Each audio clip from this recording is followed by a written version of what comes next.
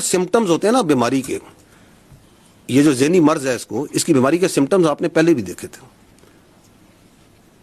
9 مہینے دیکھا تھا آپ نے.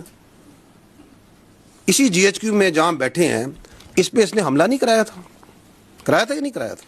تو جو اپنی فوج پہ حملہ کرا سکتا ہے, جو شہیدوں کی جو یادگاریں ہیں ان کو آگ لگوا سکتا ہے, جو پاک فضائیہ کا 1965 کی جو نشانی ہے جس نے دانت کھٹے کیے تھے ہندوستان کی فضائیہ کے, اس نشانی کو آگ لگوا سکتا ہے, جو پاکستان کی جو فخر ہے, جو چاغی کا ہماری نشانی ہے, اس کو آگ لگوا سکتا ہے. تو اسے غدار کہنے میں کیا پرابلم ہے؟ There is absolutely no problem. کیونکہ آپ اگر دیکھیں, ایک اور سمٹم میں بتاتا ہوں آپ فالو کریں اس کے میڈیا میں جو اس کی ٹویٹس آتی ہیں, اس کو دیکھیں یہ کتنا امپریس ہے. جو ایک نون غدار ہے اس ملک کا, شیخ مجیب الرحمان, اس کی افکار سے کتنا متاثر ہے, بار بار اس کو کوٹ کرتا ہے, اس کی مثالیں دیتا ہے.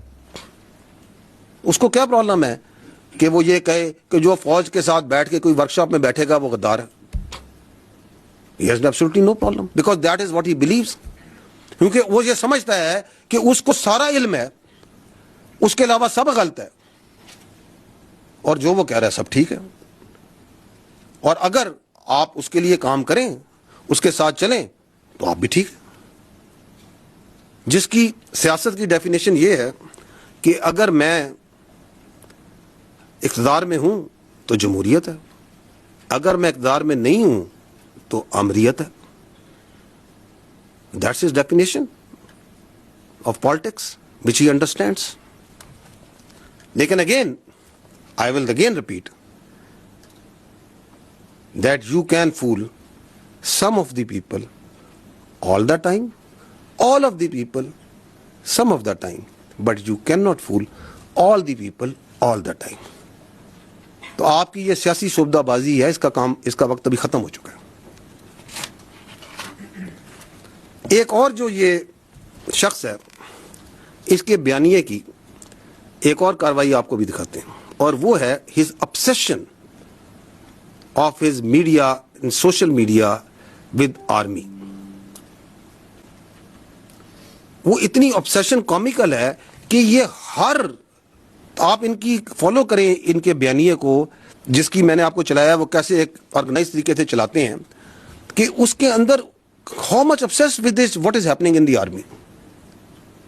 ابھی یہ سی ڈی ایف کی آپ نے نوٹیفکیشن ہے, ہر 10 منٹ 15 منٹ گھنٹے بعد کوئی ادھر بیٹھا وی لاگ کر رہا ہے, یہ ہو گیا فلانا ہو گیا. کبھی کسی نے کسی کو وائس چیف ڈکلیئر کر دیا کہ بھائی یہ وائس چیف بن گیا ہے, یہ ابھی پروموٹ ہو گیا ہے. اور یار تمہیں کیا obsession ہے فوج کے ساتھ؟ تمہارے پاس ایک صوبے کی حکومت ہے, اس کے بارے میں کیوں نہیں بات کرتے ہو؟ اس کی گورننس کے بارے میں کیوں نہیں بات کرتے ہو؟ کوئی سیاست کے بارے میں بات کیوں نہیں کرتے ہو؟ یہ دہشت گردی کی اتنی بڑی جنگ چل رہی ہے, اس کے بارے میں بات کیوں نہیں کرتے ہو؟ یہ ہندوستان سے اتنی بڑی تھریٹ ہے, تم ایک سیاسی پارٹی ہو, تم اس کے بارے میں بات کیوں نہیں کرتے ہو؟ اور پاکستان کے اتنے ایشوز ہیں, آپ لوگ ان کو ہائی لائٹ کرتے ہیں. Why don't you talk about it? تمہاری سوئی کیوں اس فوج پہ پھنسی ہوئی ہے؟ کیونکہ تمہارا پورا بیانیہ اس فوج کے اوپر ہے. ہم بار بار تمہیں کہہ رہے ہیں کہ ہمیں اپنی سیاست سے دور رکھو. ادھر پاکستان کی فوج میں کوئی واقعہ ہو جائے, کچھ ہو جائے, یہ اس طرح